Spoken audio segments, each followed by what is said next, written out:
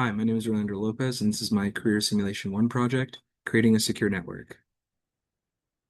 Our company was contacted by a new client who was seeking to upgrade their IT systems. However, they have two key constraints: limited physical space and a restricted budget.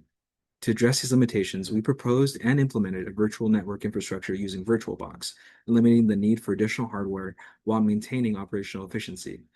An upgrade package was then installed into VirtualBox, which included several new machines and servers.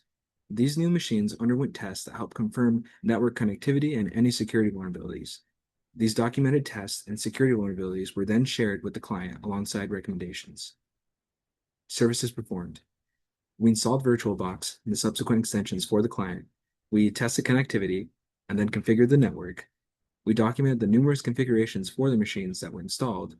We transferred files between the CEO PC and the web server using the FTP command. We also created a new user on the web server using the user add command. Alongside that, we ran port scans in Kali Linux during a file transfer to identify any open ports. We also ran Wireshark during a file transfer to help identify security vulnerabilities. And here we have the installation of VirtualBox. After opening up the installer, you'll be prompted with this screen. After VirtualBox was successfully installed, we wanted to install the upgrades, which were the web server, the router firewall, the CEO PC, and the various Kali machines. Testing and configuring the network. Using the CEO PC, we tested network connectivity. We attempted to visit the seclab.net website via the Firefox browser, but we were met with an error message. The website failed to load properly, and we were given this message you see on the right. Since the site was typed properly, this will lead us to believe that there is an issue with the network. To test this theory, we opened up the terminal to check network connections. Once the terminal was opened, we typed the IP address command in the interface, and after analyzing these results, we now see that the CEO PC is currently misconfigured. Its current IP address is 203.0.113.69/24, but it should be running on our trusted network IP address, which is 192.168.0.0/24. This is important because it will not be recognized by the other machines, such as the firewall, unless its IP address is changed. To reconfigure the IP address on the CEO PC, we must first click the system icon in the upper right of the taskbar. We then click on the Network Connections tab and select Auto Eth2. After selecting, we click the Edit button and navigate to the IPv4 Settings tab. From there, we're going to want to change the settings from manual to automatic. And in doing so, we were able to hopefully change the IP address. However, to make sure that change was completed, we went back into the terminal and typed the IP address command once again, and we were able to see that the IP address command was able to pull up our trusted IP. We then went into Mozilla Firefox to further test this, and we opened up the seclab.net website, and we were met with this screen, identifying that we indeed successfully changed the IP address. From here, we wanted to get the configurations of the various machines that were installed for the client. These configurations included the OS version, the IP address, the subnet mask, the default gateway address, and the DNS server address. And to do so, we used various commands, such as IP address, IP route, and LSB release.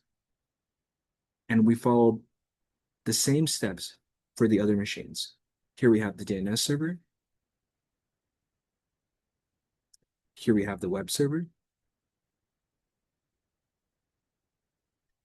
After gathering that information, we wanted to transfer files using FTP. And more specifically, we wanted to transfer a file from the web server to the CEO PC. And to do so, we used the FTP command. We opened up the terminal and typed FTP along with the IP address of the web server. In doing so, we were prompted with a password and username. Once we successfully logged in, we were able to transfer a file from the web server to the CEO PC. And as you can see here, we have the file opened up, thereby signaling that we were successfully able to download said file. Creating a new user using web server. Using the user add command, I added a new user to the web server named Billy. This new user was also given a password with the passwd command. Running port scans on Kali Linux Trusted. Using the nmap command, I ran a port scan on the DNS using the Kali Trusted machine. This informed me of the numerous ports that were open, which would indicate that there is an increased attack surface on the server. As you can see here to the right, we have the port 21, 22, 23, 25, 53, 80, and so on that are all open. Using Wireshark to identify vulnerabilities. To further test for vulnerabilities, we ran the FTP process again, but left Wireshark on in the background. Wireshark was able to capture both the username and the password during the FTP transfer. As you can see here, we have the user Jasper and his accompanying password. Security recommendations. I would recommend that the client close any insecure or unused ports to reduce vulnerability and exploitation risk. I would also recommend that the client use a more secure method of transferring files, such as SSH. SSH provides a higher level of encryption when compared to FTP. Closing remarks. We were successfully able to set up a secure network for the client. Connectivity and overall functionality was verified through troubleshooting. The configurations for the machines were documented for the client using the terminal. With the help of port scans and Wireshark, we were able to identify any security vulnerabilities.